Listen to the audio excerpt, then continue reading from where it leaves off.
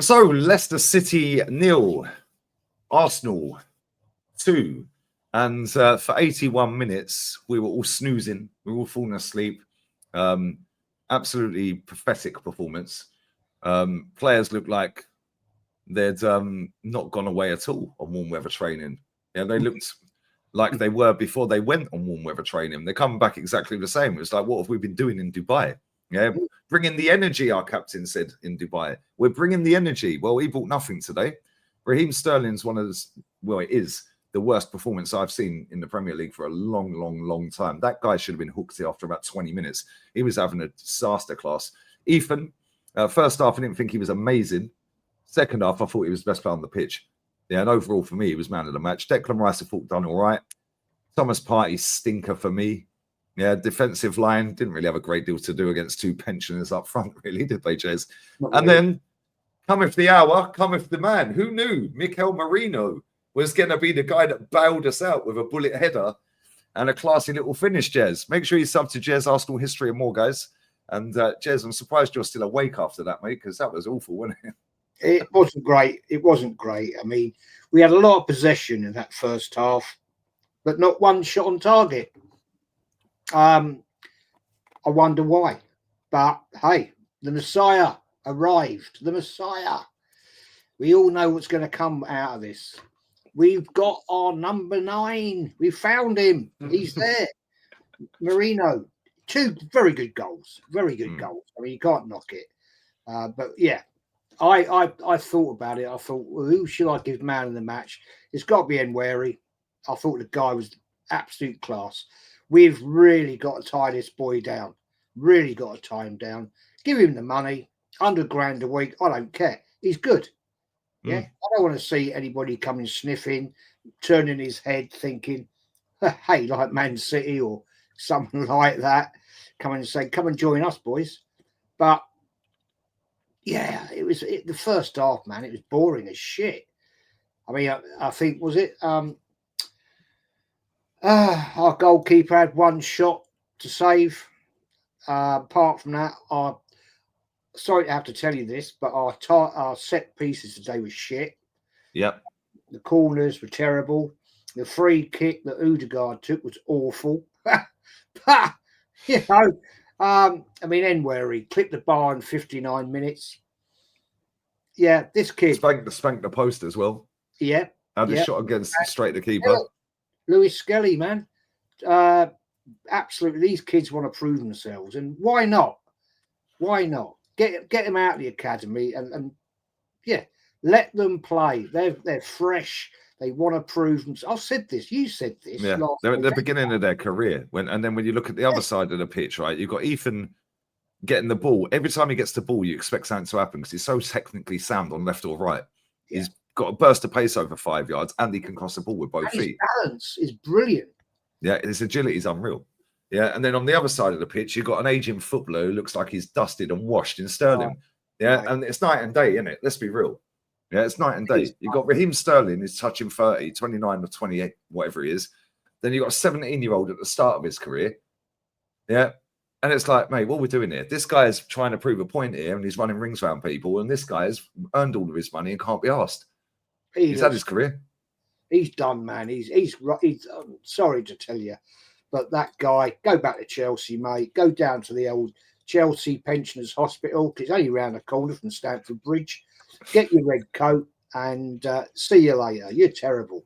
You are awful. But there was a couple of other players out there today that I thought weren't great. Partey, he was a bit iffy at times, missing passes, short passing.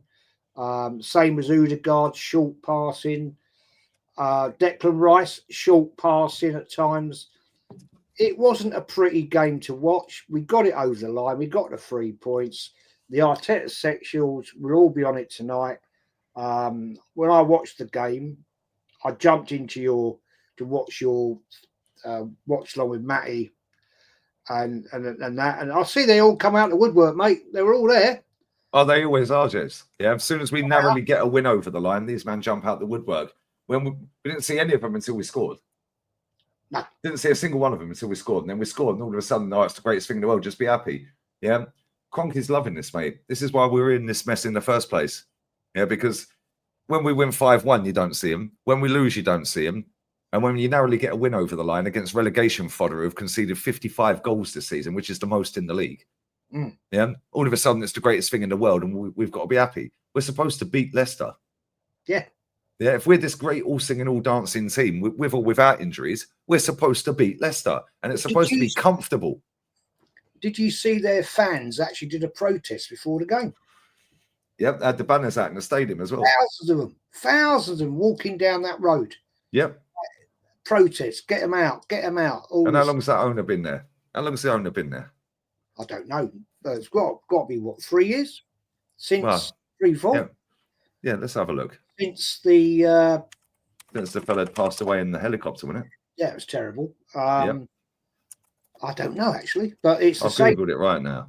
It's the same technical director ranking that they want out.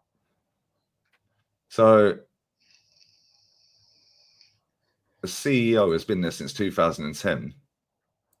Yeah. Right. But I think that's the son. I don't know. Anyway, I'll do this on the stream rather than doing it on your fan cam. But no, you're right. You're right about Partey, mate. I thought he was poor. What did you make of Rice? Because I thought Rice was all right. I wouldn't say he was great, but he ran his bollocks off today. Yeah, and at one point he was a one-man midfield. Let's just be most of the game was a one-man midfield because Odegaard was awful. Yeah, that guy should not be captain, mate. I'm sick and tired of seeing this guy take 20 touches every time. Rice should be captain. I mean, yeah, the only criticism I've got of Rice today, he was box to box, which is his job, but he was a little bit short passing at times. You know, got the ball, nice through ball. It was short, cut out by their defence. I mean, come on, let's be fair though. They had 8 men in defence at times.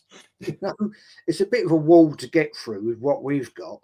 But one point I want to, this is the one point I want to big up, not big up, but I want to bring up. At the end of the game, right, all the players and Arteta went away to the Arsenal faithful, giving it all that.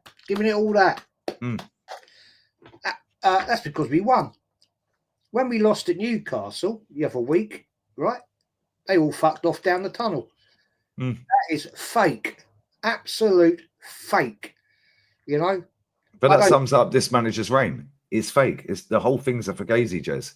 Yeah, this guy's been winging it. He's the luckiest manager in the league, mate. Oh, he winged it again today. Yeah, he did. He did wing it today. Yeah, let's be real.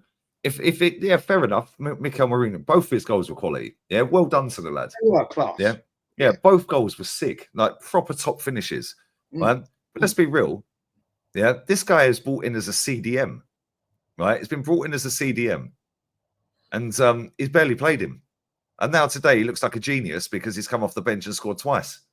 Yeah, this manager has been winging it. He brought 29 in, as a number 8, and then put him up front because that didn't work at number 8.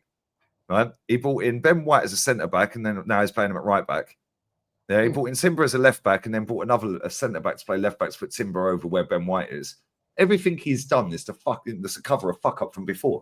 The only credence I will give Arteta, he did make decent substitutions at the right time. He took players off as he should have done. When he took off Sterling, who was absolutely a waste of space. Yeah. Good move.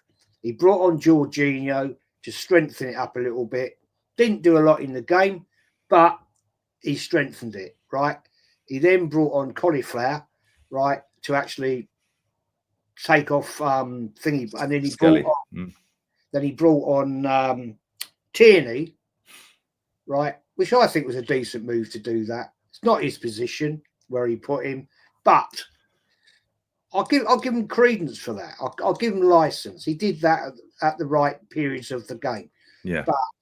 But I'm not going to gas it up. I'm sorry. It's 3 points. So we're 4 points now behind Liverpool. But the fact remains they've got a game in hand. They're playing tomorrow, whenever it is. Tomorrow against Wolves. Tomorrow against Wolves. But we know this is the coming of the second coming of the Messiah. We know it, Lee. He's the genius. I've seen your friend today He's doing one at the show at the moment. It's a masterclass. Get out of here, man. Come on.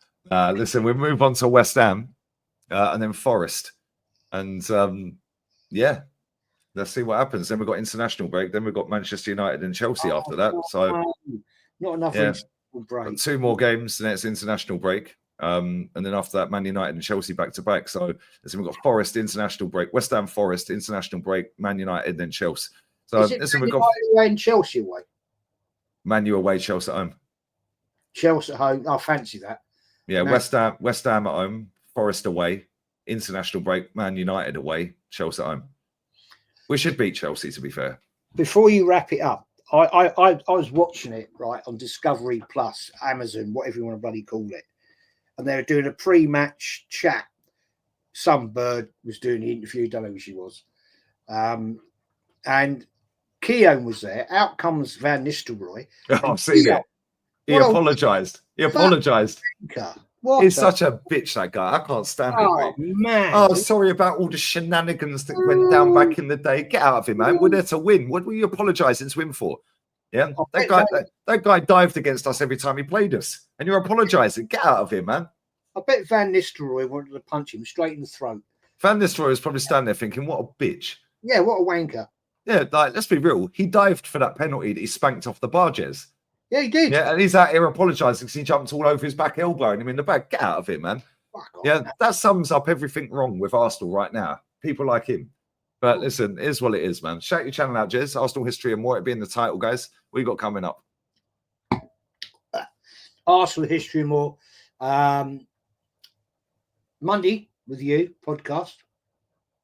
Tuesday night we are Kenny and DJ. We're doing the best Arsenal defenders. Everybody seems to love this new series I'm doing, so it's good. That's very good. Getting good views, and yeah, we'll take it from there.